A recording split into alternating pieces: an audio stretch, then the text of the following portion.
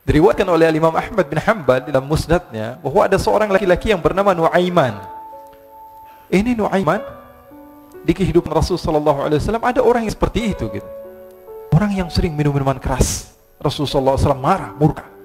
Rasulullah kalau yang berhubungan dengan Rasulullah tidak marah. Tapi kalau sudah berhubungan dengan agama, Rasulullah SAW adalah orang yang paling marah, orang yang paling istiqamah dalam kebenaran. Maka Rasulullah panggil Nuaiman, apa yang kau lakukan? Dia katakan, aku minum minuman keras ya Rasulullah. Rasulullah cambuk dia. Kemudian dia bertobat kepada Allah. Kemudian ketahuan lagi minum. Kemudian dicambuk lagi oleh Rasulullah SAW, sehingga sebagian sahabat memukul dia dengan pukulan yang banyak. Sehingga apa yang berlaku? Sebagian sahabat mengatakan, la'natullahi ala Nuaiman. Semoga Allah melaknat Nuaiman. Dia mempermainkan Rasulullah. Dia bilang sudah mau taubat tapi minum lagi. Dia bilang sudah mau taubat tapi minum lagi. Maka Rasulullah SAW mengatakan, la tal'anuh fa innahu yuhibbullah wa rasulah. Kata Rasulullah, jangan kamu laknat Nuaiman, karena dia itu cinta sama Allah, cinta sama Rasulnya. Dalam riwayat dia dicintai Allah dan dicintai oleh Rasulnya Muhammad sallallahu alaihi wasallam. Ibn Majah menceritakan bahwa Nuaiman ini pernah suatu waktu diajak oleh Sayyidina Abu Bakar pergi ke negeri Syam. Negeri Syam itu di mana? Seperti yang diceritakan tadi, antara daerah Suria, Lebanon, Yordania, kemudian Palestina. Daerah seperti itu. Umumnya orang Quraisy pada masa itu mereka memiliki rihlah berdagang, membeli dagangan di Syam, kemudian dijual lagi di kota Makkah. Ketika itu Rasulullah SAW didatangi Abu Bakar. Sayyidina Abu Bakar mengatakan kepada Rasulullah, ya Rasulullah, saya mau izin ya Rasulullah. Mau apa?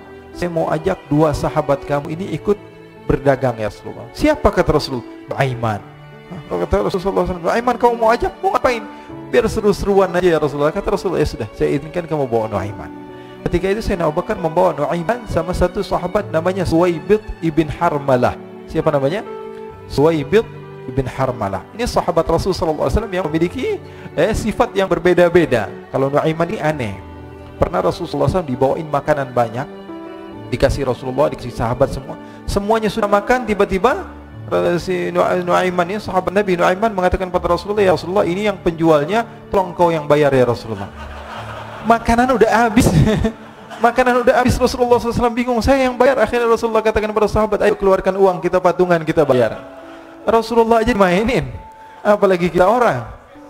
Sallu ala Nabi Muhammad. Nuaiman diajak Sayyidina Abu Bakar. Kata Rasulullah SAW, benar kamu mau ajak Nuaiman? Iya ya Rasulullah. Diajaklah katanya. Diceritakan dalam riwayat Ibn Majah, diceritakan juga di dalam Siyar A'lam An-Nubala, diceritakan juga di dalam musnadnya Imam Ahmad bin Hanbal, dalam riwayat Imam Ahmad bin Hanbal. Maka diceritakan Nuaiman diajak oleh Sayyidina Abu Bakar. Sesampainya di negeri Syam, semua dibagi tugas. Fulan bin Fulan kerjaannya ini, Fulan bin Fulan kerjaannya ini. Semua memiliki kerjaan. Nuaiman tanya, wahai Abu Bakar, kerjanya saya apa wahai Abu Bakar? Kata Sayyidina Abu Bakar, kamu mau ngapain terserah kamu wahai Nuaiman. Yang penting kamu ikut saya kan.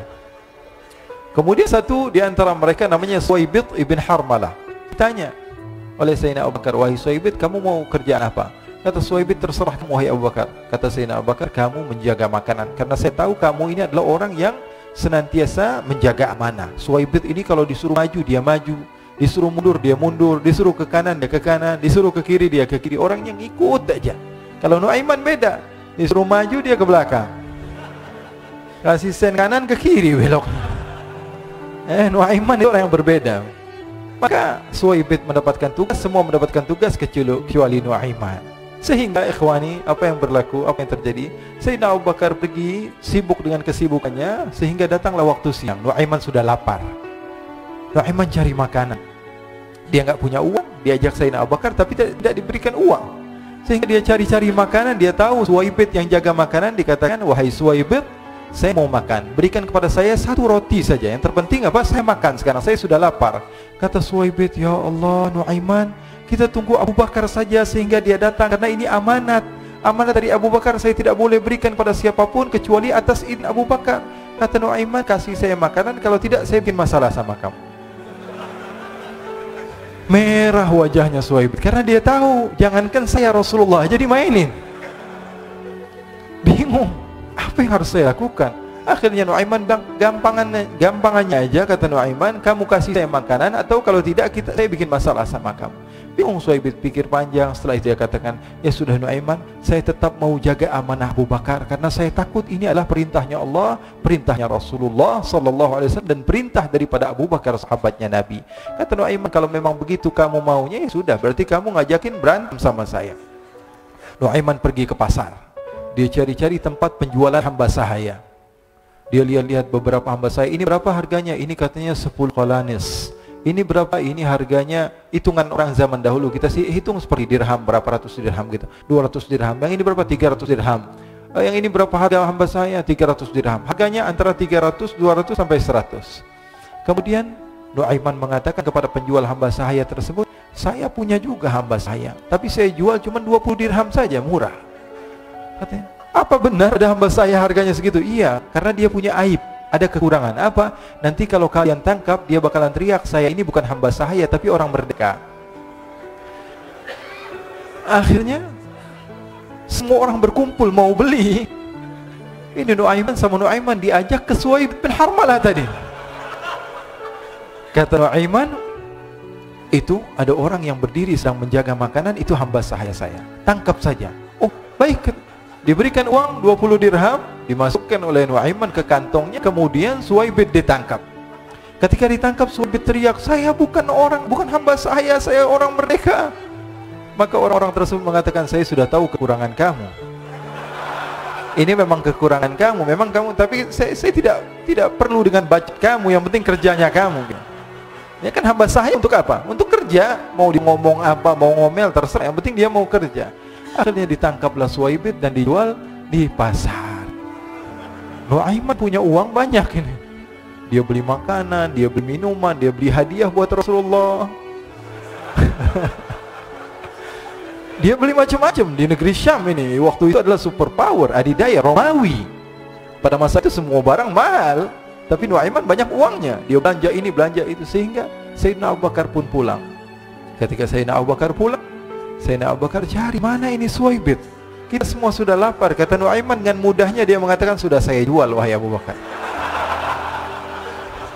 Maka Sayyidina Abu Bakar bertanya, apa yang kau lakukan wahai Nuaiman? Diceritakan oleh Nuaiman dengan jujur. Nuaiman ini orangnya apa adanya, tapi nyusahin. Saya jual. Akhirnya dibawa oleh Nuaiman, Sayyidina Abu Bakar pergi ke mana? Ke pasar, lalu dibeli lagi oleh Sayyidina Abu Bakar As-Siddiq. Suhaib yang tadinya orang merdeka menjadi hamba sahaya sebentar, kemudian dibeli lagi oleh Sayyidina Abu Bakar. Pulang ke Madinah, kisah ini diceritakan di hadapan Rasulullah sallallahu alaihi wasallam. Maka perawi mengatakan, fadhahikan nabiyyu hatta badat nawajiduhu. Ketika diceritakan kisah Nuaiman tersebut dengan Suhaib, Rasulullah tertawa sejadi-jadinya sehingga gigi geraham Rasulullah SAW nampak di wajah mata para sahabat. Sehingga perawi lain mengatakan, 1 tahun berlalu Rasulullah, setiap ada tamu yang datang kepada Rasulullah akan ceritakan kisah Nuaiman menjual Suhaib tersebut.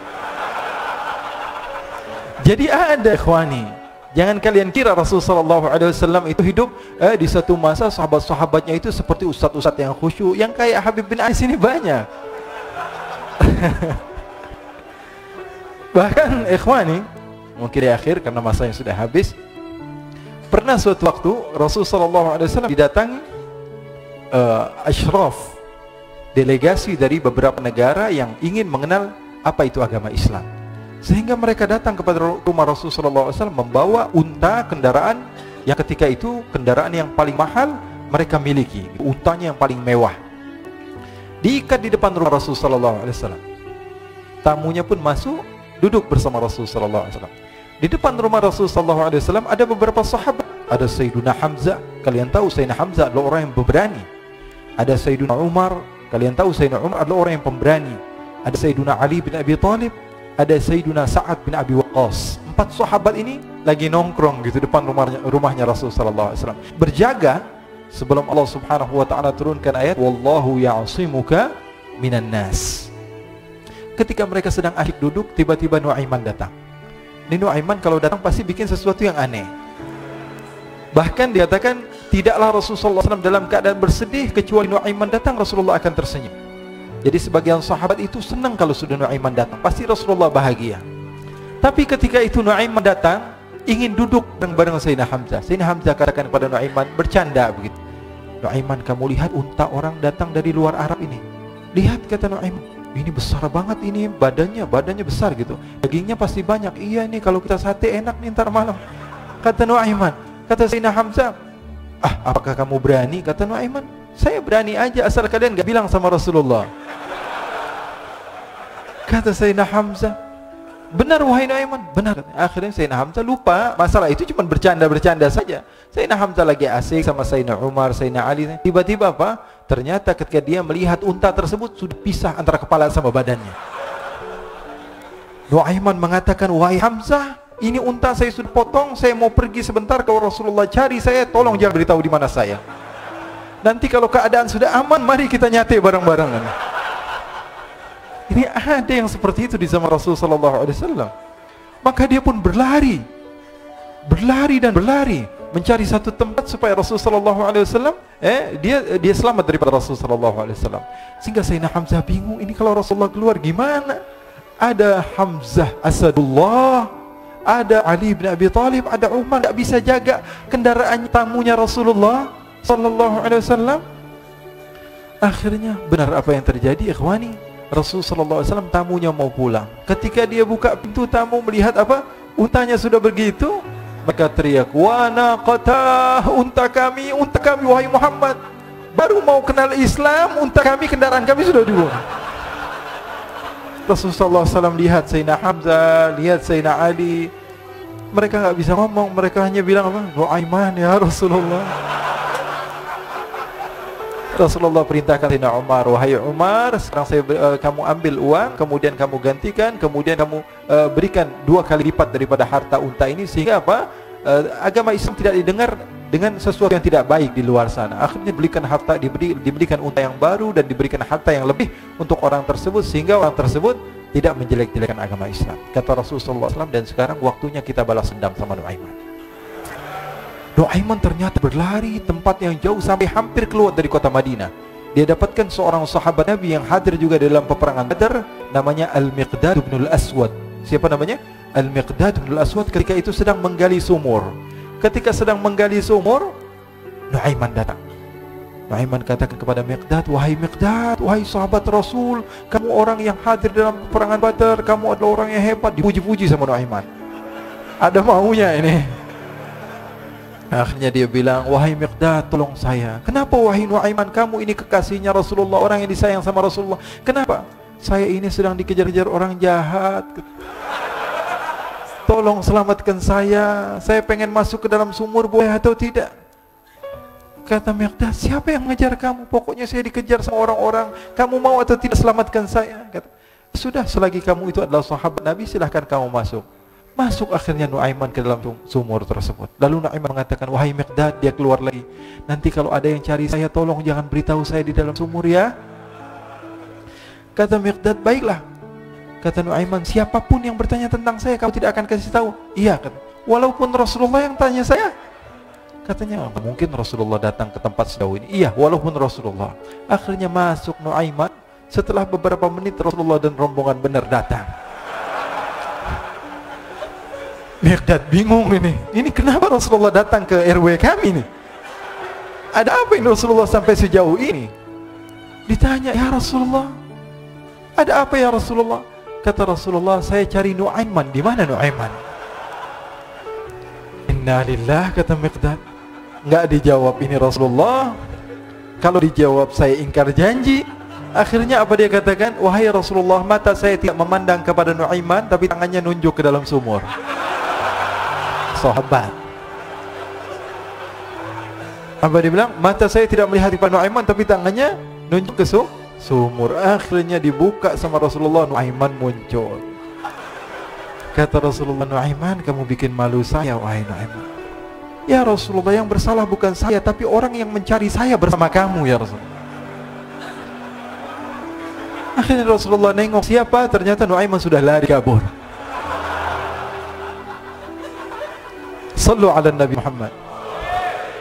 Kisah-kisah seperti ini sebenarnya banyak sekali, ya. Ini menunjukkan kepada kita bahwa kehidupan Rasulullah itu begitu indah. Rasulullah SAW, kalau kamu mau menjadi orang yang baik, contoh Rasulullah. Mau menjadi bapak yang baik, contoh Rasulullah. Mau menjadi pemimpin peperangan yang baik, Rasulullah. Mau menjadi murid yang terbaik, contoh Rasulullah. Bagaimana akhlak Rasulullah. Mau menjadi suami yang baik, contoh Rasulullah. Dalam segala hal, apapun itu Rasulullah SAW adalah makhluk yang paling terbaik.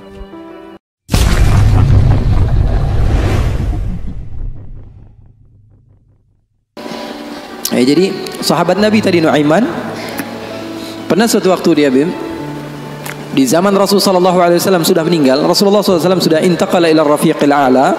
Bahasa meninggal sepertinya kurang pas buat Rasulullah SAW. Rasulullah SAW berpindah kepada alam yang lain. Datang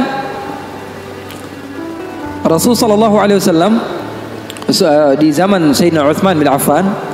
Nuaiman duduk di depan masjid Rasulullah SAW. Rasulullah sudah nggak ada. Nuaiman sumpek. Biasanya Rasulullah SAW dimainin sama dia. Ini duduk di masjidnya Rasulullah SAW. Nggak ada kerjaan dia. Dia ambil batu, dia lempar, ngeliatin orang yang bolak balik sana. Kalau kata orang Malaysia, pusing sana, pusing sini, balik sana, balik sini. Nuaiman melihat ada orang yang buta, orang yang nggak bisa melihat, megang tongkat. Jalan, dia pusing sana, pusing sini, balik sana, balik sini. Nuaiman, saya lagi sumpek, ini orang bikin tambah sumpek. Dipanggil sama Nuaiman, buta, kemari kamu. Ini Nuaiman nggak bisa ngelihat orang kecuali dikerjain. Itu Nuaiman, nggak bisa ngelihat orang kecuali kerjain. Tapi dia dicintai oleh Allah. Susah kan? Kalau Allah udah cinta, makanya cari cinta Allah, bukan cari surganya Allah. Cari ridha Allah, jangan cari surganya Allah. Surga itu makhluk, tapi ridhanya Allah, cintanya Allah itu yang paling mahal. Nuaiman akhirnya dipanggil buta. Buta, kamu kemari. Kenapa, kata si buta? Saya ini pusing, saya lagi sumpek, ngelihat kamu tambah sumpek, kata Nuaiman. Saya ini bukan mau bikin sumpek orang, kata si buta. Lalu apa yang kamu ingin lakukan? Saya ini dari tadi cari toilet, saya kebelet, kata si buta. Saya bersama anak saya yang biasa membawa saya, tapi anak saya sekarang sedang pergi ke pasar. Saya tidak tahu di mana dia. Saya sudah nggak kuat. Kata Nuaiman, kamu cari toilet. Bilang dari tadi, nanti saya bantu, kata Nuaiman. Dipegang tangannya sama Nuaiman. Ini mau balas dendam ini Nuaiman. Ini dipegang tangannya, dibawa kemana? Ke masjidnya Rasulullah Sallallahu Alaihi Wasallam. Dulu masjid nggak ada toiletnya, beda sama sekarang. Sekarang orang ke rest area, ngeliat ada mesinnya nggak? Ada. Mau ngapain? Mau sholat duha? Bukan, cari toiletnya. Orang zaman sekarang kan begitu. Maka Nuaiman memegang tangan si buta, dibawa ke masjidnya Rasulullah. Kira-kira sudah dekat mihrab, di samping, di depan, katanya, ini toiletnya. Kamu mau ngapain? Terserah kamu di sini. Apakah sudah tidak ada orang di belakang saya? Tidak ada, sudah aman tempatnya. Nuaiman kabur udah nggak ngurusin lagi udah. Orang lagi sholat banyak, sahabat-sahabat tabi'in lagi pada sholat. Ini tiba-tiba di depan, bayangin di depan situ ada yang buka celana. Yang lagi sholat, mereka mempercepat sholatnya, lalu maju ke depan, ingin dipukul ini orang. Ternyata ketika dilihat, wah buta ternyata. Kenapa kamu berani buang air kecil di masjidnya Rasulullah? Masjid Rasulullah. Apakah ini masjidnya Rasulullah? Iya, ini masjidnya Rasulullah. Inna lillahi wa inna ilaihi raji'un. Kata siapa? Si buta ini. Tadi saya cari-cari toilet, tiba-tiba saya berjumpa dengan orang yang sepertinya orang baik. Dari tutur bicaranya adalah orang baik. Dia katakan ini adalah toilet, tempat buang air kecil. Kata sahabat-sahabat, pasti ulahnya Nuaiman. Karena semua sudah tahu, sudah ini kerjaan Nuaiman, gak ada selain dia. Maka siapa-siapa, kata si buta? Nuaiman. Kurang ajar Nuaiman. Saya nadar, saya tidak keluar dari kota Madinah, pulang ke kampung saya sebelum saya pukul Nuaiman dengan tongkat saya. Buta ini sudah begitu marah. Akhirnya dia keluar dari masjid, dia cari-cari. Dia pusing sana, pusing sini, lari sana, lari sini. Dia cari di mana yang namanya Nuaiman. Tanya ke sana, tanya kemari. Tahu nggak Nuaiman? Nuaiman kalau dicari nggak bakalan ketemu. Tiba-tiba dia sudah capek, ini si buta. Nuaiman datang. Nuaiman tanya, nakar sautu. Dia rubah suaranya. Buta, lagi ngapain sendirian di sini? Dia bilang, saya lagi sumpek ini. Sumpek kenapa? Saya ditipu sama orang. Siapa namanya? Nuaiman. Terus kamu mau ngapain sekarang? Saya mau balas dendam. Sini saya antar kamu kepada Nuaiman. Padahal yang ngomong siapa? Nuaiman. Ini bukan cerita-cerita saya yang bikin loh, bukan. Ada riwayatnya. Maka Nuaiman memegang tangan si buta, dibawa lagi kemana? Dia bohongi, dia tipu. Dia ajak keliling-keliling dulu, seakan-akan tempatnya sudah jauh. Selepas itu dia bawa ke masjidnya lagi. Dibawa lagi ke masjidnya Rasulullah SAW. Didekatkan kepada mihrab. Ketika itu Khalifatu Rasulullah Sayyiduna Uthman bin Affan, Amirul Mukminin, sedang salat. Sayyidina Uthman, jangan kalian tanya khusyuknya di dalam salat. Bahkan beliau terbunuh ketika sedang membaca Al-Quran, zikir kepada Allah Subhanahu wa taala. Dibawa oleh Nuaiman si buta dengan tongkatnya, disuruh pegang-pegang di mihrab. Ada orang enggak? Ada. Itu tuh Nuaiman itu, dia pura-pura soleh, itu dia habis nipu kamu, dia pura-pura salat katanya. Oh, ini Nuaiman. Iya. Akhirnya Nuaiman pergi. Nuaimannya pergi. Buta ambil apa? Tongkatnya, dia pukul Sayyidina Uthman bin Affan. Sekencang-kencangnya dari belakang orang-orang, para sahabat, para tabi'in, mereka teriak, "Qutila Amirul Mukminin." Ada musuh yang mau bunuh Amirul Mukminin. Semua menyerbu. Ternyata dia lagi.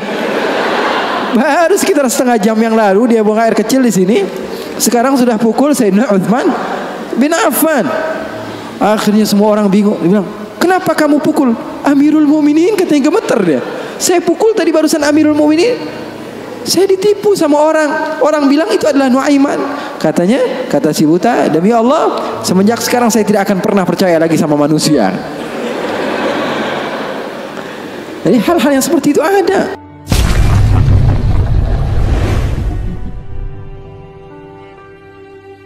Maka Rasulullah SAW duduk ketika itu sendiri. Abu Bakar datang izin, "Anjasyah, boleh atau tidak saya masuk?" Kata Rasulullah, "Siapapun mau masuk silahkan masuk."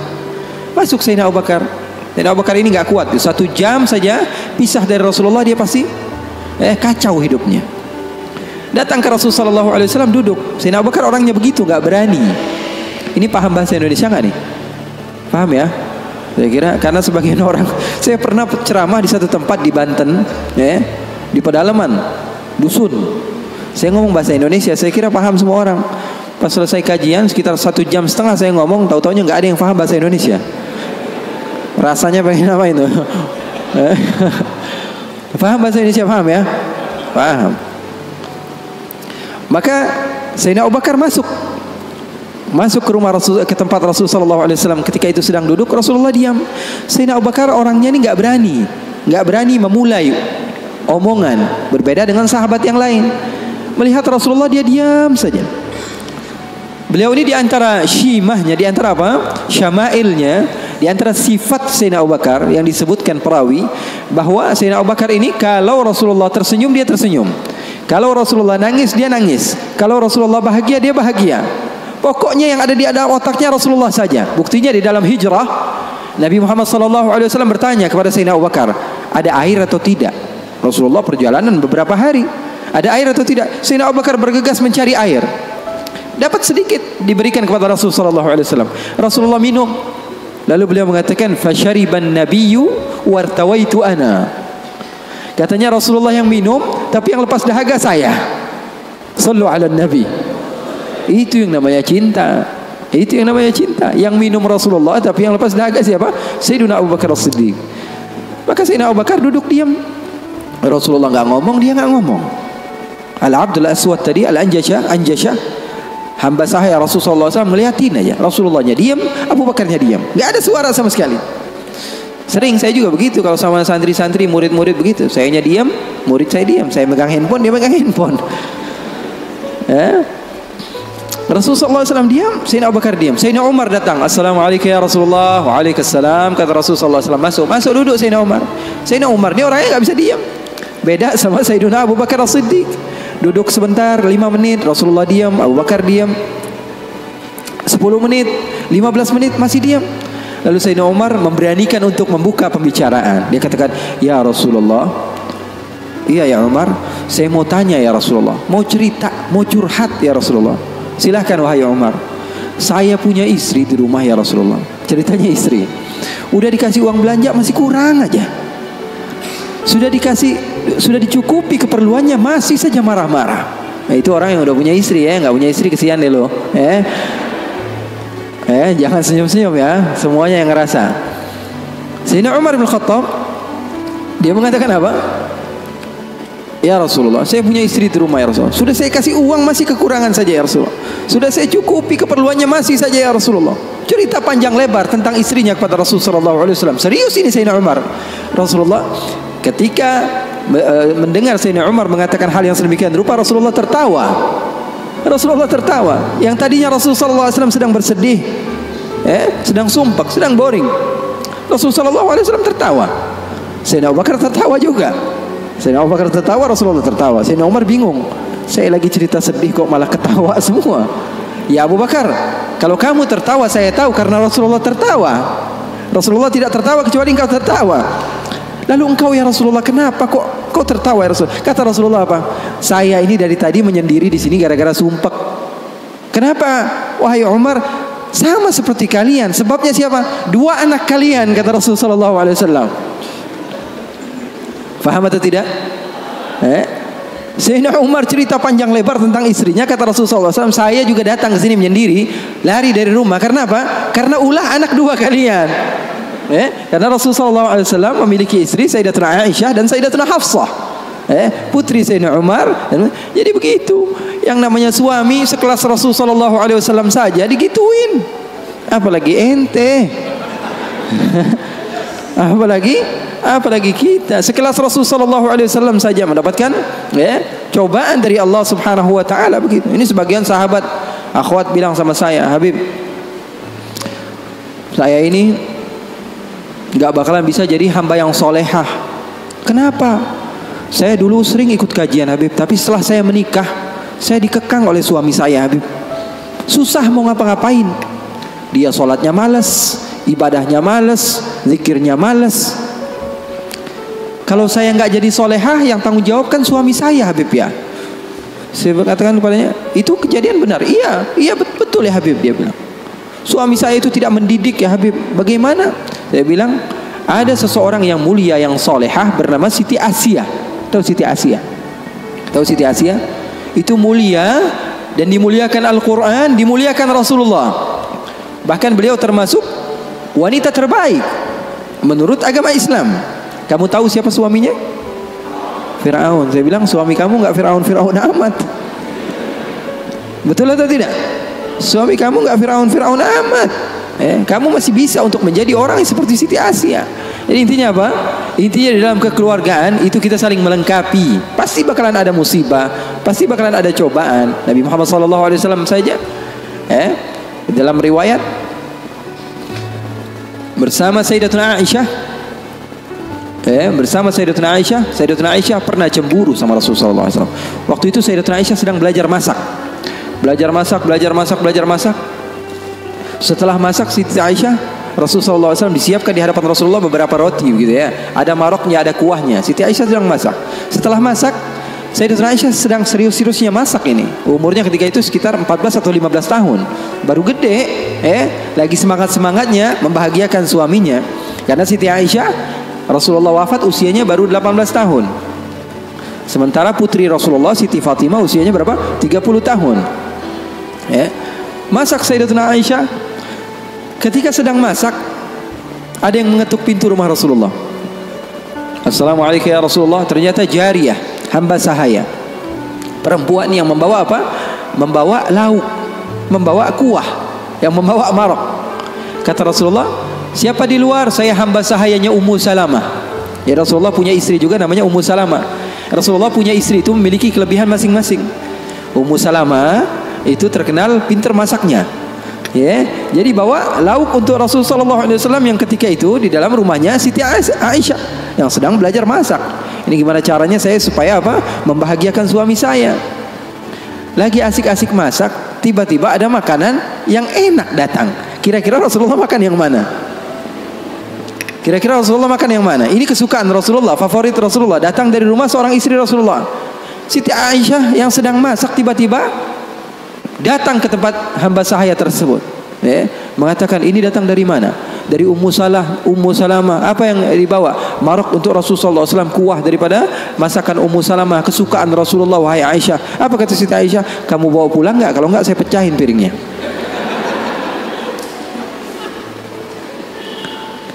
yang jadi masalah di hadapan beliau Siti Aisyah ketika itu ada Rasulullah. Kalau ngomongnya hanya berdua saja mungkin biasa, tapi cewek tuh lihat tuh bahayanya cewek. Inna kaidakunna azim, kata Allah. Sesungguhnya tipu daya muslihat perempuan itu azim. Allah yang bilang. Sementara muslihatnya syaitan kata Allah Subhanahu wa taala dhaif, lemah. Di dalam Al-Qur'an kalian baca, betul kan? Setan Allah Subhanahu wa taala sifatkan tipu muslihatnya itu sangatlah lemah tipu dayanya. Tapi kalau perempuan, inna kaidakunna azim, kata Allah Subhanahu wa taala. Bukan berarti bahwa perempuan itu begini dan begitu, enggak. Memang udah bawaannya begitu. Emang udah bawaannya begitu. Makanya orang yang paling sabar dengan istrinya pahalanya paling besar. Orang yang paling bukan curhat ini ya. Orang yang paling sabar dengan istrinya pahalanya besar di sisi Allah. Bahkan ada seorang wali di negeri Hadramaut ditanya, kenapa kamu bisa soleh seperti ini? Kamu mendapatkan maqam yang tinggi di sisi Allah. Kenapa? Karena sabarnya dia sama istrinya. Setiap hari diomelin sama bininya. Setiap hari diomelin sama istrinya. Maka Siti Aisyah mengatakan, kamu bawa pulang atau tidak? Kalau tidak saya pecahkan di sini juga. Bingung ini. Hamba sahaya pulang diomelin istri Rasul, nggak pulang diomelin istri Rasul. Nggak enak kan jadi begitu. Kalau dia pulang diomelin Ummu Salamah, nggak pulang diomelin Siti Aisyah. Akhirnya galau dia, diam aja di situ. Rasulullah ngeliatin, ini mau ngapain ini Aisyah ini. Ternyata benar, diambil sama Siti Aisyah dan dilempar makanan tersebut di hadapan Rasulullah. Maka takut itu hamba sahaya dan dia pun pulang. Siti Aisyah mengatakan, ya Rasulullah, enggak lauk di sini, enggak lauk dari situ. Maksudnya apa? Enggak ada lauk. Sekarang makan siang enggak ada lauk. Ini enggak, itu enggak, kata Rasulullah. Kata Siti Aisyah. Siti Aisyah pergi. Lalu Rasulullah SAW menunjukkan kepada kita akan arti cinta.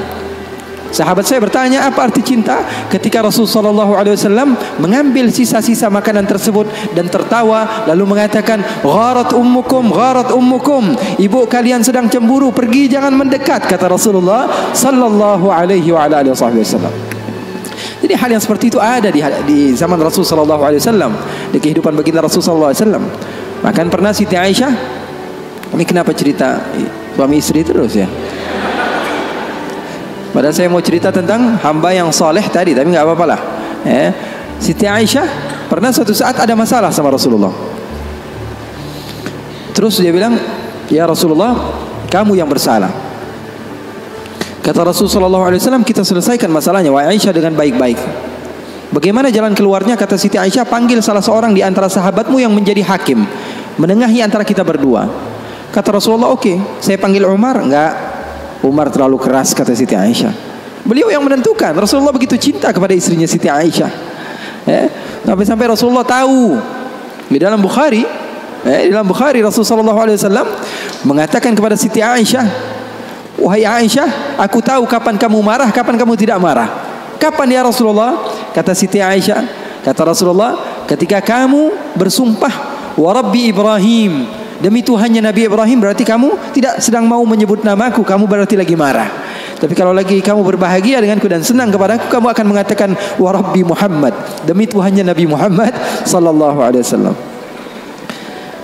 Maka Sayyidina Umar, kata Rasulullah, kata Sayyidatuna Aisyah, enggak mau. Sayyidina Umar terlalu tegas. Kita panggil Uthman. Uthman nanti lebih membela kamu ya Rasulullah. Dia orangnya maluan, pemalu. Kata Rasulullah, kalau begitu Sayyidina Ali bin Abi Thalib, kalau itu sih pasti menang Rasulullah, sepupunya Rasulullah, mantunya Rasulullah. Terus siapa yang kamu mau? Abu Bakar?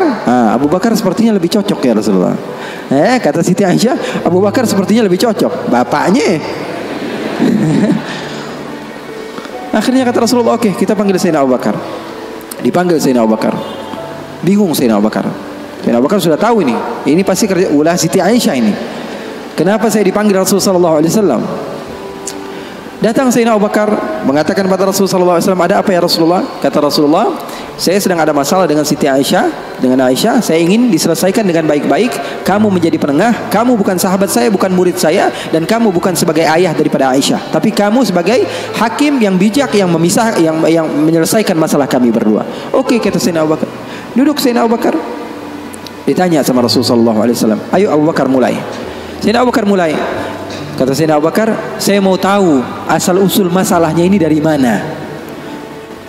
Belum sempat Rasulullah SAW menjawab, Sayyidatuna Aisyah sudah mengatakan, yang salah dia bukan saya. Sayyidatuna Aisyah nggak mau menyebut nama Rasulullah, yang salah dia, kata Sayyidatuna Aisyah. Marah Sayyidina Abu Bakar, berdiri mau dipukul Sayyidatuna Aisyah.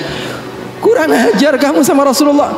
Ketika mau dipukul Siti Aisyah, apa yang beliau lakukan? Beliau kembali kepada Rasulullah SAW dan berlindung kepada Rasulullah SAW. Di belakang Rasulullah SAW. Lalu Rasulullah SAW memegang tangan Sayyidina Abu Bakar yang mau memukul Siti Aisyah dan mengatakan, wahai Abu Bakar, kalau mau main kekerasan bukan di sini tempatnya. Dia adalah istri saya. Keren gak Rasulullah? Maka Sayyidina Abu Bakar malu dan keluar dari rumah Rasulullah SAW. Siti Aisyah memeluk Rasulullah SAW.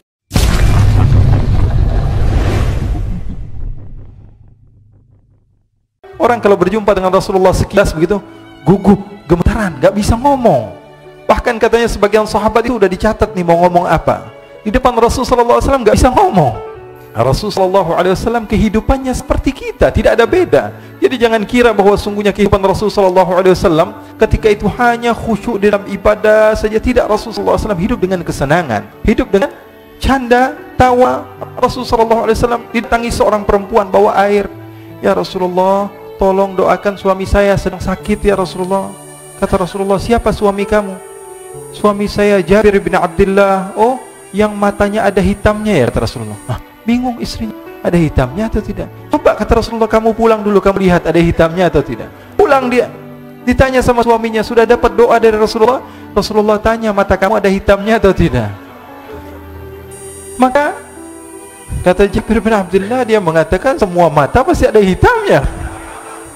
Akhirnya dia pun pulang ke Rasulullah SAW dan mengatakan, ya Rasulullah, suami saya matanya ada hitamnya. Sehingga Rasulullah SAW tersenyum. Kisah-kisah seperti ini sebenarnya banyak sekali, ya. Ini menunjukkan kepada kita bahwa kehidupan Rasulullah itu begitu indah. Rasulullah SAW, kalau kamu mau menjadi orang yang baik, contoh Rasulullah. Mau menjadi bapak yang baik, contoh Rasulullah. Mau menjadi pemimpin peperangan yang baik, Rasulullah. Mau menjadi murid yang terbaik, contoh Rasulullah. Bagaimana akhlak Rasulullah. Mau menjadi suami yang baik, contoh Rasulullah. Dalam segala hal, apapun itu Rasulullah SAW adalah makhluk yang paling terbaik.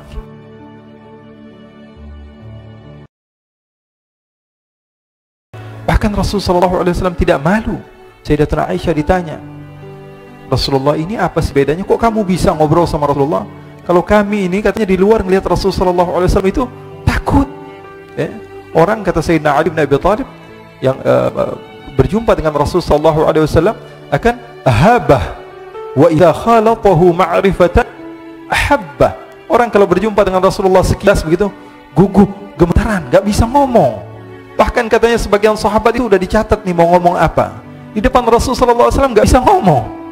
Sampai seorang perempuan ketika ditanya kepada Rasulullah, alaki hajat, kamu punya hajat kepada saya? Dia mengatakan, gak bisa ngomong. Dia gak bisa ngomong. Kata Rasulullah, ya miskinah aliki bis sakinah. Wahai orang perempuan yang aku kasihan kepadamu, tenang saja. Saya ini tidak ada beda dengan kamu. Saya ini adalah apa?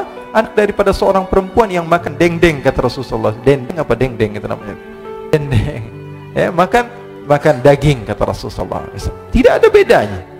Nabi Muhammad SAW kata sahabat, wahai Aisyah, kok bisa? Ini Siti Aisyah kan selalu banyak terkadang masalah-masalah yang diceritakan oleh Siti Aisyah. Bahkan Siti Aisyah pernah menceritakan, kami ini pernah punya masalah sama Rasulullah. Saya ini pernah punya masalah sama Rasulullah. Suatu saat saya ngambek sama Rasulullah. Akhirnya Rasulullah mengatakan, wahai Aisyah, kita cari jalan keluar. Gimana caranya supaya kita baikan? Kata Rasulullah SAW, gimana kalau saya panggil penengah antara kita berdua? Kata Aisyah, oke wahai Rasulullah. Kemudian Rasulullah mengatakan, apakah kamu mau Umar? Umar nggak mau, Umar orangnya keras. Apakah kamu mau Uthman? Uthman nggak. Uthman ini orangnya terlalu pemalu. Jadi Rasulullah menawarkan, apakah Ali bin Abi Thalib? Ali bin Abi Thalib sepupu kamu dan menantu kamu ya Rasulullah, pasti dia akan memenangkan kamu. Terus kamu maunya siapa? Abu Bakar As-Siddiq. Nah, Abu Bakar orang yang tepat katanya. Orangnya bijak, padahal bapaknya sendiri. Siti Aisyah mengatakan apa? Ini orang yang bijak, orang yang tepat. Ya sudah, panggil Abu Bakar. Dipanggil Sayyidina Abu Bakar As-Siddiq. Sayyidina Abu Bakar sudah malu nih di hadapan Rasulullah SAW. Ada apa ya Rasulullah? Kata Rasulullah SAW, wahai Abu Bakar, saya memanggil kamu ke tempat ini untuk menjadi penengah antara saya dan Aisyah. Karena saya memiliki masalah, kamu bukan sahabat saya dan kamu bukan ayah daripada Aisyah. Sekarang kamu sebagai penengah antara masalah kami berdua. Kata Sayyidina Abu Bakar, oke ya Rasulullah. Duduk Sayyidina Abu Bakar. Maka Sayyidina Abu Bakar bertanya, siapa yang mau menceritakan?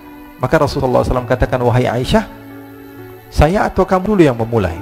Maka Sayyidatuna Aisyah mengatakan, kamu dulu yang memulai ya Rasulullah, tapi tolong jangan berdusta. Sayyidatuna Aisyah mengatakan hal yang sedemikian rupa, kamu saja ya Rasulullah yang berkata dahuluan, tak akan, tapi tolong jangan dusta. Sayyidina Abu Bakar berdiri marah, langsung mau memukul Sayyidina Abu Bakar. Masa Rasulullah kamu katakan pendusta? Masa Rasulullah kamu katakan berbohong? Ketika mau ditampar oleh Sayyidina Abu Bakar, ditahan oleh Rasulullah SAW. Kata Rasulullah, aku memanggil kamu ke sini bukan untuk memukul istri saya, tapi saya memanggil kamu ke sini untuk menyelesaikan masalah saya dan Aisyah.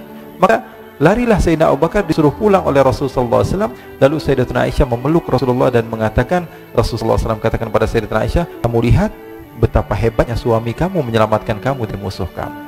Sehingga Sayyidatuna Aisyah malu dan mendekap kepada Rasulullah SAW. Ikhwani, Rasulullah SAW kehidupannya seperti kita, tidak ada beda. Jadi jangan kira bahwa sungguhnya kehidupan Rasulullah SAW ketika itu hanya khusyuk dalam ibadah saja. Tidak, Rasulullah SAW hidup dengan kesenangan, hidup dengan keharmonisan, hidup dengan apa? Hidup dengan canda, tawa. Rasulullah SAW didatangi seorang perempuan bawa air. Ya Rasulullah, tolong doakan suami saya sedang sakit ya Rasulullah. Kata Rasulullah, siapa suami kamu? Suami saya Jabir bin Abdullah. Oh, yang matanya ada hitamnya ya, kata Rasulullah.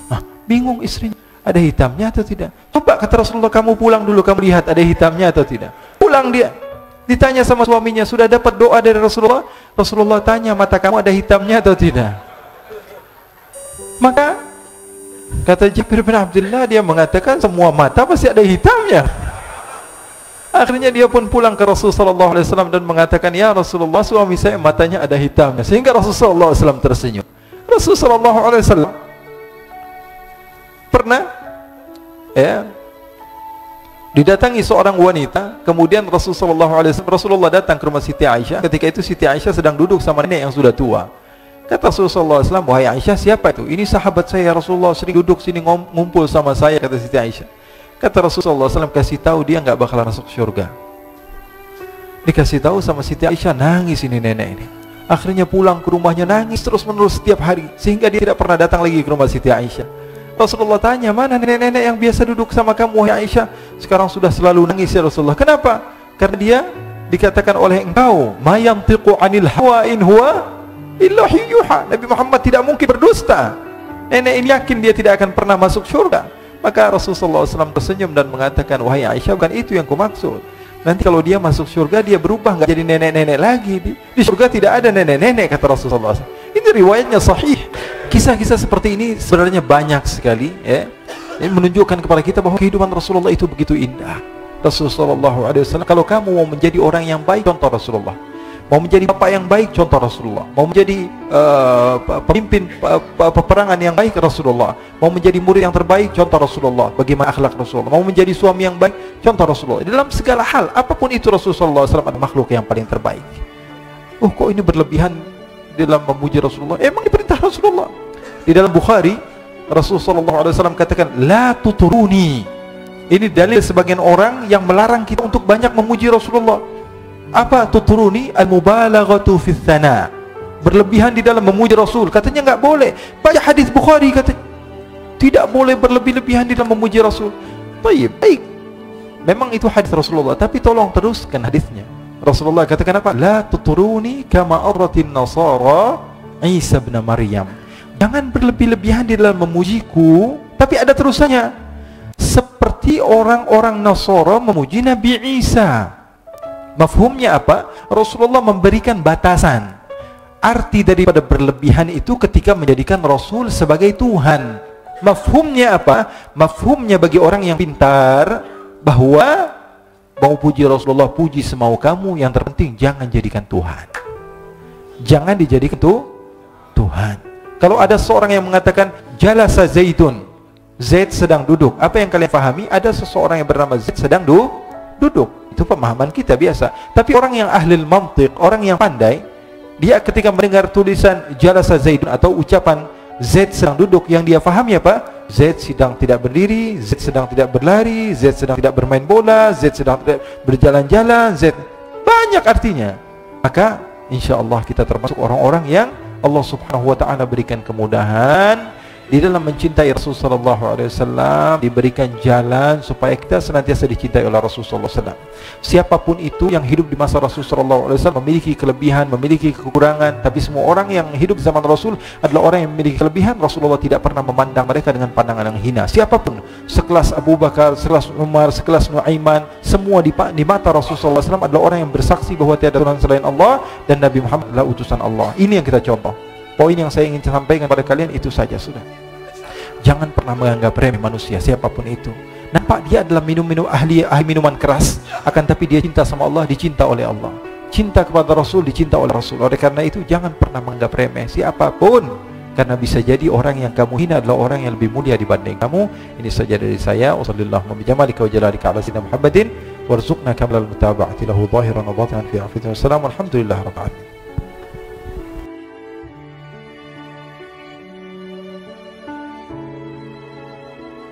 Jadi Rasulullah SAW sangat menganjurkan kepada sahabat-sahabatnya untuk senantiasa memakai wewangian. Bahkan kalau ada orang yang memiliki bau yang tidak bagus masuk ke dalam masjid Rasulullah SAW, Rasulullah katakan la yadkhulu masjidana hadza.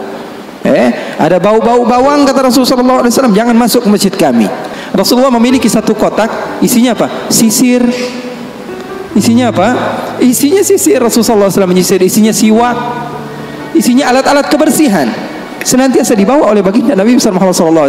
Bahkan di dalam riwayat kalau Sayyiduna Uthman bin Affan datang mengetuk pintu, Assalamualaikum ya Rasulullah. Siapa di luar? Abu Bakar, masuk. Assalamualaikum ya Rasulullah. Siapa di luar? Umar, masuk. Kalau Sayyidina Uthman bin Affan yang masuk, kata Siti Aisyah, Assalamualaikum ya Rasulullah. Siapa di luar? Uthman. Uthman ya Rasulullah, kata Siti Aisyah, suruh tunggu dulu di depan. Apa yang dilakukan oleh Rasulullah? Rasulullah masuk kamar, Rasulullah ambil sisir, Rasulullah ambil parfum, Rasulullah SAW pakai jubah yang terbaik yang Rasulullah SAW miliki.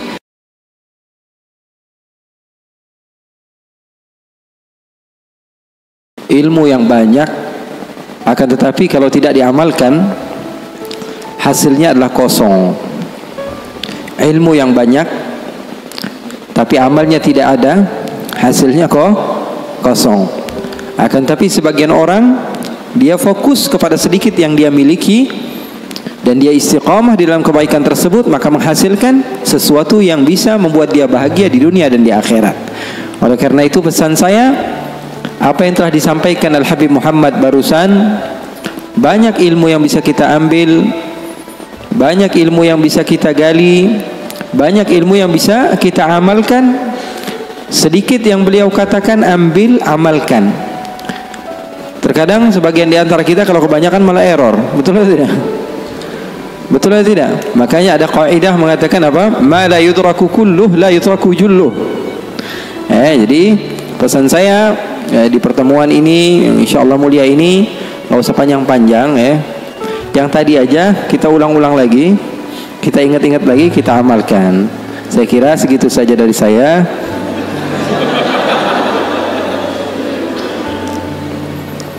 Ikhwani wa akhwati yang dimuliakan oleh Allah Subhanahu wa taala, saya untuk ketiga kalinya ke Semarang. Saya bingung kenapa setiap bulan jadi saya ke Semarang ini. Tapi semangat sahabat-sahabat yang ada di Semarang luar biasa, menjadikan saya semakin bersemangat untuk berjumpa dengan kalian. Umumnya saya kalau hadir majelis-majelis lebih khusus, biasanya majelisnya habaib, majelis maulid, majelis zikir, biasanya diundang oleh orang-orang yang usianya di atas 40 tahun. Tapi alhamdulillah 2 tahun atau 3 tahun ke belakang berjumpa dengan Habib-Habib yang memang luar biasa hebat, seperti Habib Muhammad ini yang fashionnya Hollywood tapi hatinya Hadramaut. Nampak luarnya gaul tapi hatinya suci, insyaallah. Doakan semoga Allah Subhanahu wa taala memberikan kepada kita murabbi-murabbi yang bisa membawa kita kepada apa? kebahagiaan dunia dan akhirat. Karena hidup di dunia ini nggak melulu harus sedih.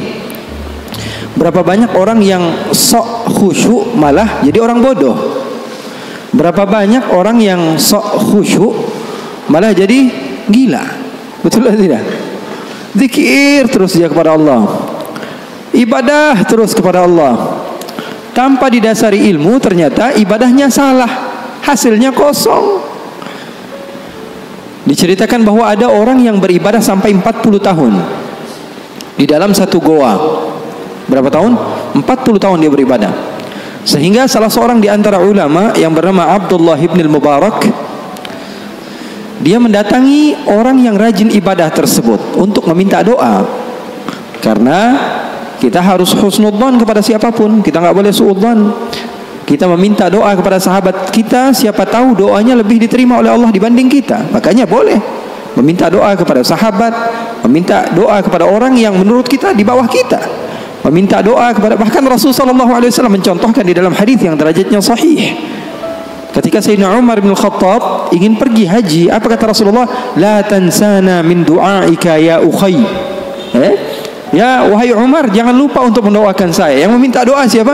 Nabi besar Muhammad sallallahu alaihi wasallam. Kalau zaman sekarang orang bukan berlandaskan guru yang sampai bersambung ilmunya kepada Rasulullah, bersandar dia haddatsani Google, qala haddatsani YouTube, qala haddatsani Instagram, ya. Pengambilan riwayat ilmunya dari orang-orang yang enggak jelas. Dikit-dikit mengatakan, "Wah, kok minta doa sama orang lain, minta sendiri aja."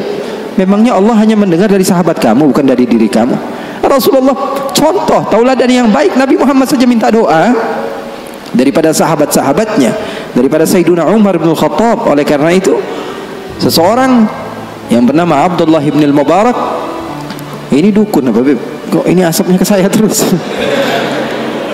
Apa sunnah, Beb? Ini boleh kita bahas juga, Beb, ini, Beb. Jadi terkadang sebagian orang mengira sesuatu yang aneh, ya, dan dia tidak mengetahui hal tersebut, itu adalah hal yang salah. Ikhwani, sesuatu yang kamu tidak ketahui tidak mesti itu tidak ada. Paham atau tidak? Itu catat itu. Jadikan selalu di otak pikiran kita, segala sesuatu yang tidak kamu ketahui tidak mesti itu tidak ada. Karena terkadang batas otak pikiran kita hanya sebatas apa yang kita ketahui. Contohnya, saya punya sahabat ini pernah ke Kuala Lumpur sekali doang, padahal ke Kuala Lumpur, ke Malaysia, itu juga transit dia, ya. Dia mau umrah, dia transit sebentar ke Kuala Lumpur, keluar 2 jam, kemudian dia masuk lagi, lalu pergi ke Jeddah.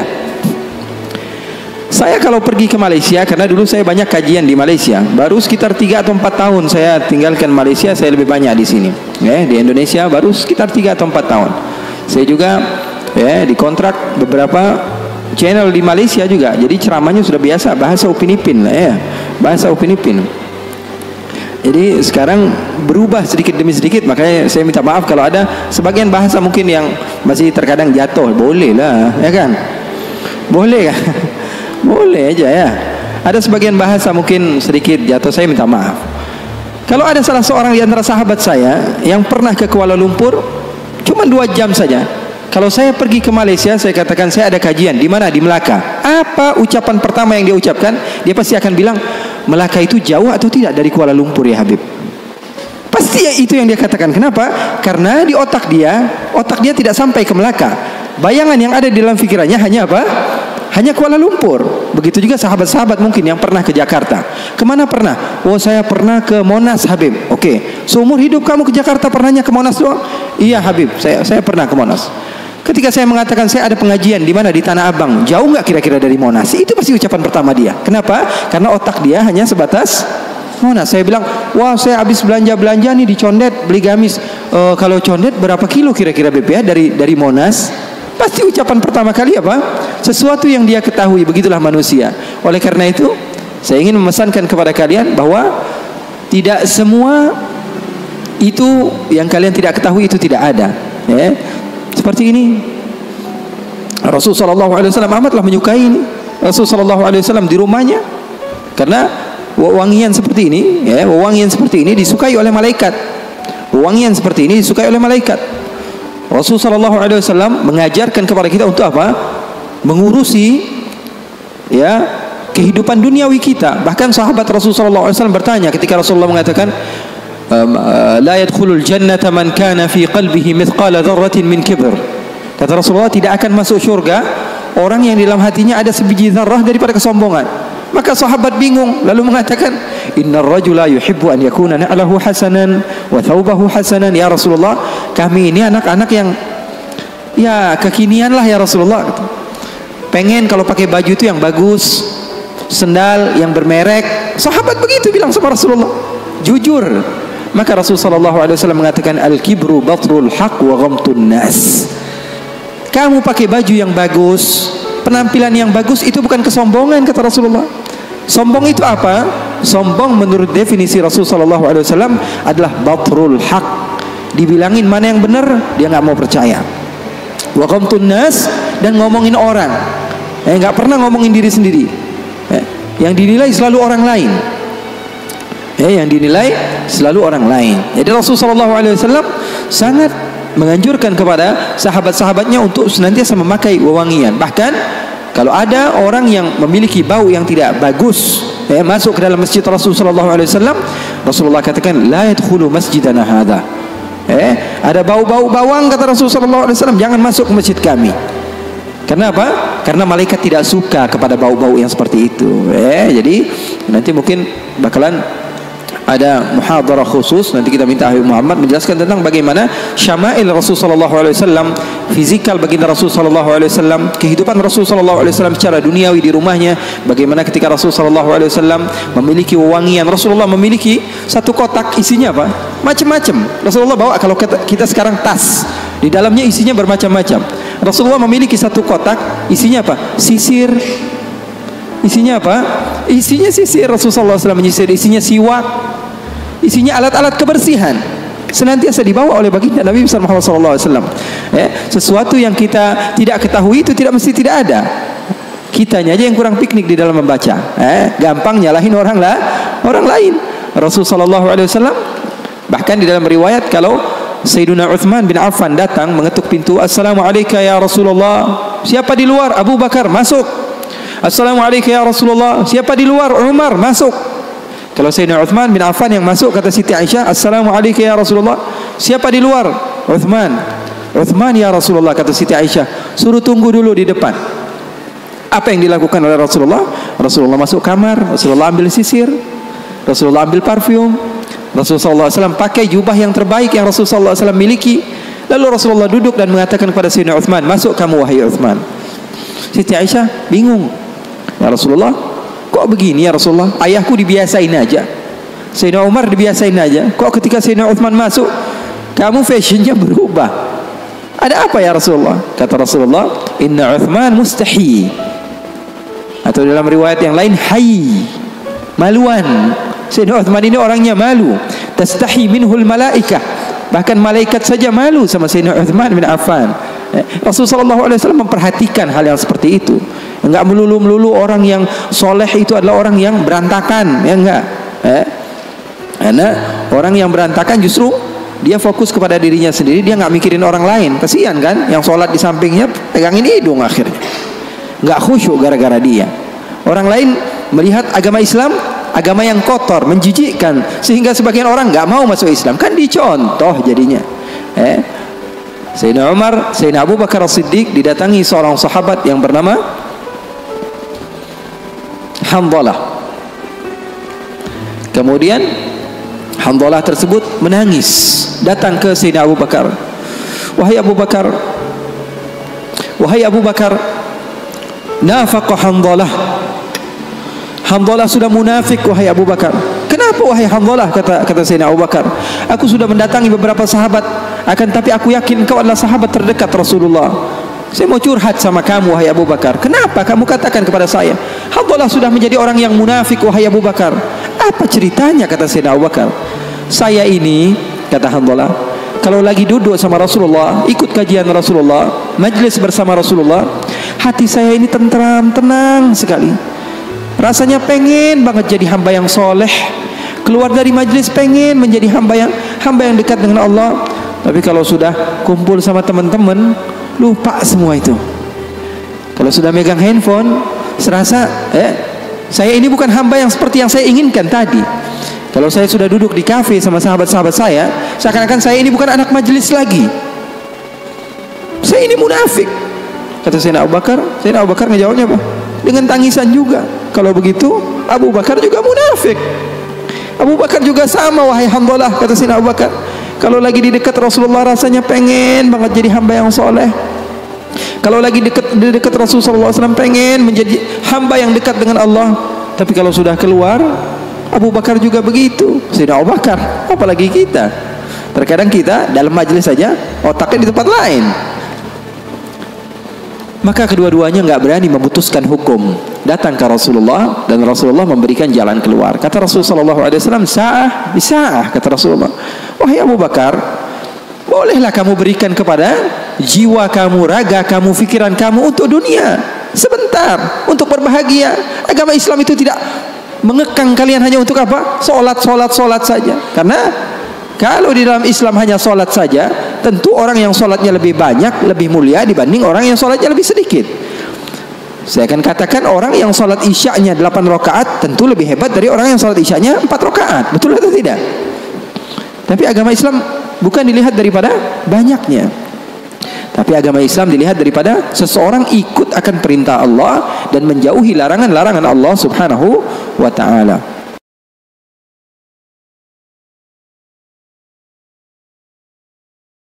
Oke, baik. Ini baik. Karena saya ini orang Jawa Timur, medok, jawaban ini enak ya kan. Lebih baik yang Sunda-Sunda ini aja. Luar biasa ya. Ini akhlaknya Rasulullah ya. Silakan gitu ya, mempersilahkan. Iya.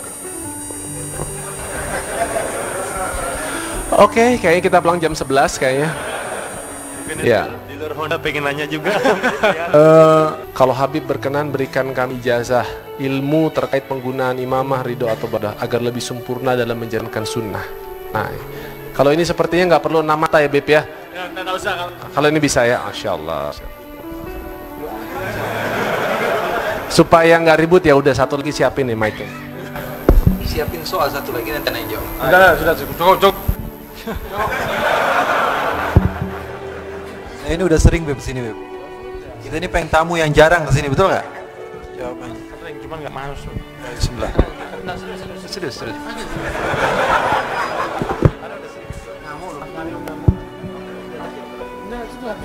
Ada lari. Saya kembalikan kepada Habib untuk doa. Silakan Habib. Allah Akbar.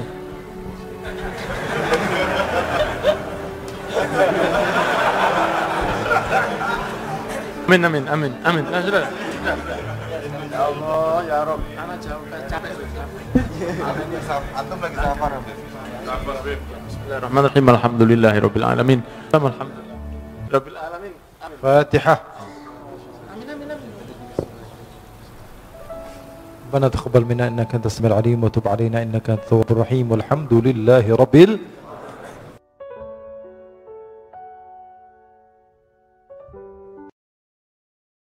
Assalamualaikum warahmatullahi wabarakatuh. Waalaikumsalam. Perkenalkan, nama saya Egi. Di sini saya mau bertanya kepada Habib Muhammad bin Anis tentang kehidupan atau kerja saya. Tentang kerja saya, ya. Saya sebagai sales marketing mobil di Daihatsu. Nah, kata orang itu saya kerja riba gitu kan. Akan tetapi saya nanya kepada guru saya, kerjain sekarang, tapi yang penting jangan lupa atau jangan tinggalin sholat.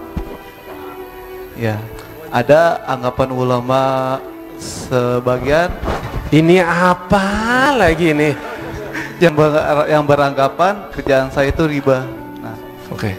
Jadi pertanyaannya apa? Pertanyaan itu kerjaan saya riba atau bukan? Nah, oke. Jualan mobil riba atau bukan? Iya. Yang kedua, kalau misalnya saya ingin niat untuk umroh dengan pekerjaan saya, ngumpulin boleh apa enggak? Oh, oke. Sekian, baik, cukup paham. Ya, makasih banyak Habib. Assalamualaikum warahmatullahi wabarakatuh. Ya, waalaikumsalam warahmatullahi wabarakatuh. Oke, baik. Ini baik. karena saya ini orang Jawa Timur, medok, jawabannya gak enak, ya kan. Lebih baik yang Sunda-Sunda ini aja. Luar biasa ya. Ini akhlaknya Rasulullah ya. Silakan gitu ya, mempersilakan. Iya. Oke, kayaknya kita pulang jam 11 kayaknya. Ya. Di luar Honda pengen nanya juga. Afwan ya saudara saya, nanti kita 6 mata aja ya, 6 mata terjadi bakal. Karena ini kalau jawabannya Anda, makanya begini, mohon maaf kalau misalnya ada tanya jawab, kalau bisa pakai kertas mungkin lebih baik. Karena jangan sampai akhirnya jawaban dari kami itu ada sesuatu yang akan tampak aib nanti bagi yang dijawab. Masya Allah. Gitu ya. Jadi kita jaga. Rasul SAW pernah satu kejadian begini. Ada satu orang yang kentut. Rasul tahu bagaimana cara Rasul supaya yang di belakang yang kentut ini bau ada, suara nggak ada. Nah, maka Rasul bagaimana caranya menjaga aib orang ini? Rasul mengatakan, saya mau wudhu, sampai mau ikut sama saya. Semua satu masjid ikut sama Rasul. Akhirnya orang yang kentut tadi nggak ketahuan, karena Rasul mau menjaga walaupun satu orang. Karena jawaban ini nanti bisa menjadi aib untuk antum. Maka mohon maaf saya tidak jawab di sini. Nanti kita ngomong 4 mata, 6 mata, 8 mata, 4 ini 2, 4, 8 mata kita nanti ngomong. Karena kalau saya jawab di sini nanti itu akan aib bagi antum di sini. Nanti kita jawab lebih private aja. Oke. Gitu ya. Kira-kira udah tahu ya jawabannya berat nih ya, pasti. Masya Allah. Oke.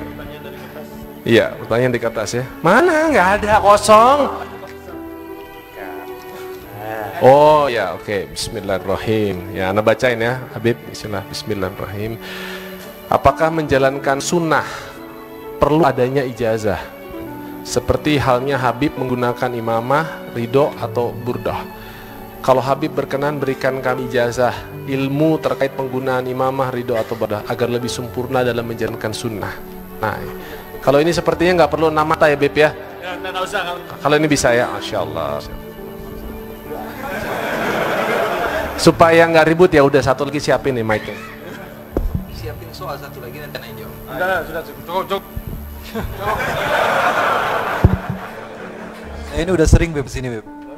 Kita ini pengen tamu yang jarang kesini, betul nggak? Jawabannya. Sering, cuman nggak masuk. Bismillah. Serius.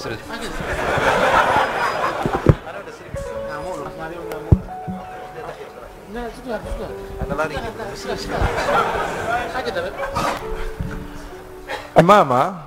Imamah itu yang digunakan mengikat kepala, ataupun rida yang digunakan selendang kalau kita bahasa kita. Kemudian baju jubbah Rasulullah SAW menggunakan, gamis juga Rasulullah SAW menggunakan, sebagaimana dalam Syama'il karya Imam At-Tirmidzi. Rasulullah SAW terkadang menggunakan pakaian-pakaian model Yaman. Rasulullah SAW juga terkadang menggunakan pakaian-pakaian model orang Ahlul Hijaz. Jadi bukan berarti orang yang dia menggunakan imamah adalah orang yang paling sunnah begitu. Karena ini hanyalah fashion saja, hanyalah fashion. Tapi orang yang cinta tentu dia akan mengikuti orang yang dicintai begitu. Yang menurut sebagian ahli usul. Akan tapi bagian ahli usul lagi mengatakan segala sesuatu, bahkan sesuatu yang berhubungan dengan jibiliyah, sesuatu yang berhubungan dengan makan minum Rasulullah SAW, itu juga sunnah gitu ya. Ada sebagian lagi yang urusan duniawi kata mereka bukan sunnah, tapi urusan biasa saja. Ini sebagian ulama kita, bahkan ada Habib Muhammad bin Ahmad Al-Mihdar dari Bondowoso, tempat Habib Muhammad bin Anis di Jawa Timur. Beliau tidak pernah mau makan semangka, padahal semangka adalah makanan favorit, buah-buahan favorit Rasulullah SAW. Ditanya, kenapa kok kamu nggak mau makan semangka? Dikatakan kenapa? Saya tidak tahu bagaimana cara Rasulullah membelah semangka sehingga saya tinggalkan. Karena saking ikut kepada sunnah Rasulullah SAW. Ada sahabat Rasulullah SAW bernama Abdullah bin Umar. Beliau kalau lewat di satu tempat, beliau sedang mengendarai kudanya, beliau akan membelokkan kudanya sebentar, kemudian meneruskan jalan. Sebagian sahabatnya bertanya, wahai Abdullah, kenapa kamu kalau lewat satu tempat ini kamu belokkan terus kuda kamu? Apa katanya? Saya pernah lagi jalan sama Rasulullah, di tempat yang sama Rasulullah belokkan kudanya, dan saya tidak pernah melewati tempat ini kecuali saya akan belokkan kuda saya. Sallu ala Nabi Muhammad. Jadi ini pembuktian kita kepada Rasulullah SAW bahwa kita ini mengikuti Rasulullah. Dan ini semua riwayatnya ada di dalam kitab-kitab syama'il daripada Rasulullah SAW. Tapi bukan untuk apa? Bangga-banggaan. Karena Abu Lahab juga menggunakan imamah ya. Abu Jahal juga menggunakan imamah ya. Jadi yang namanya pakaian, ada yang mengataskan di atas mata kaki ya. Ada yang dengan apa namanya, ada yang apa, bajunya hanya memakai baju, dikatakan ini baju sunnah. Ada yang baju takwa, ketakwaan lah. Ada baju itu hanya penamaan dari kita saja ya. Yang terpenting apa? Hati tidak sombong. Kata Rasulullah SAW, la yadkhulul jannata, dalam sahih, la yadkhulul jannata man kana fi qalbihi mithqala dzarratin min kibr. Tidak akan masuk surga orang yang dalam hatinya ada satu biji zarrah daripada kesombongan. Sahabat bingung. Sahabat bilang apa? Ya Rasulullah, inna rajula yuhibbu an yakuna na'lahu hasanan wa thawbahu hasanan. Ya Rasulullah, kami ini penyuka fashion katanya. Suka baju yang bagus, sendal yang bagus, ya, pakaian yang bagus. Kata Rasulullah, bukan, itu bukan sombong, kata Rasulullah. Itu hak kamu untuk menggunakan pakaian-pakaian yang bagus. Tapi sombong adalah batrul haq. Kalau sudah dikasih tahu ini yang benar, dia nggak mau gitu, nggak mau nerima. Wa ghamtun nas, ngomongin orang terus, pengennya nyalahin orang terus. Itu artinya kesombongan. Paham? Adapun dalam masa ijazah, boleh saja. Yang namanya sunnah Rasulullah SAW, mau pakai ijazah, tidak pakai ijazah. Tapi umumnya terkadang pakaian-pakaian seperti ini sudah menjadi adat. Kalau adat itu terkadang menjadi hukum. Katanya dalam usul itu terkadang adat itu menjadi hukum. Contohnya ini pakaian ulama, ya sudah, kalau bisa yang bukan ulama jangan pakai. Sehingga nanti apa, kita akhirnya nggak tahu gimana yang mana ulama, yang mana mau kita tanya kalau semuanya pakai imamah. Coba bayangkan kalau hadir di majelis taklim semuanya pakai imamah, kira-kira yang kita mau tanya siapa begitu? Paham atau tidak? Ini contohnya, ini katanya kalau zaman dahulu habaib atau keturunan Rasul pakainya imamah yang warna hijau, sehingga ketahuan yang ini adalah asyraf, yang ini keluarga Nabi, yang ini orang dari sini, yang ini itu, sehingga jadi apa? Jadi menjadi satu adat begitu. Jadi kalau masalah ijazah lebih baik cari sunnah-sunnah Rasul Sallallahu Alaihi Wasallam yang lain, bersiwak contohnya dan lain sebagainya. Itu adalah sunnah yang terbaik. Ya Allah. Habib bin Anis mungkin ingin nambahkan mungkin. Ya, semua yang digunakan oleh Rasul, ada beberapa hal yang digunakan oleh Nabi Muhammad SAW. Begitu itu digunakan oleh Rasul, maka itu kita kalau mengikutinya jadi sunnah. Dan tidak harus pakai ijazah. Karena kalau saya mungkin terakhir ijazahnya S1.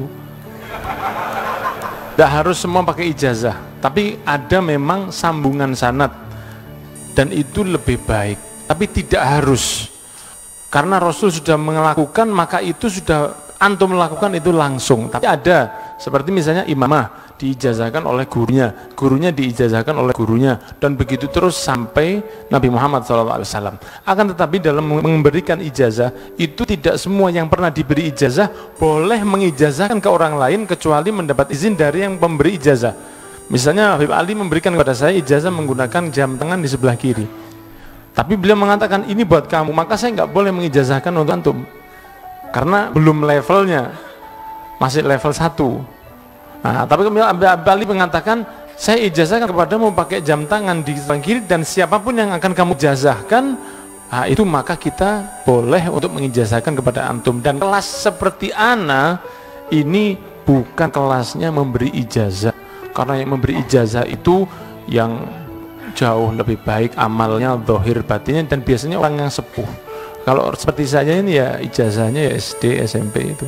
Sehingga antum yang mengetahui dari taklim bahwa ini sunnah Rasul, lakukan saja sebisanya. Antum bisa pakai siwak, pakai siwak. Tahu siwak kan? Antum bisa pakai siwak, pakai siwak. Ini tidak usah pakai menunggu ijazah, ini sudah langsung aja.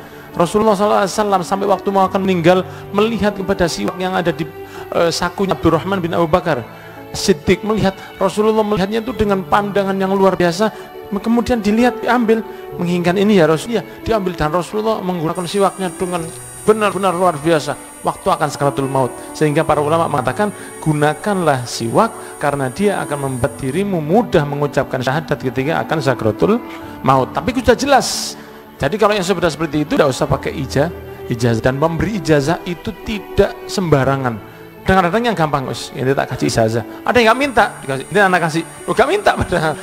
Padahal memberi ijazah itu biasanya dari ulama yang sudah memiliki keimanan dan ketakwaan, derajat kesolehan yang luar biasa. Apapun yang antum ketahui dari sunnah Rasul, laksanakanlah, insya Allah diberi berkah oleh Allah Subhanahu wa Ta'ala. Barakallahu fikum. Saya kembalikan kepada Habib untuk doa. Silakan Habib. Allah Bismillah.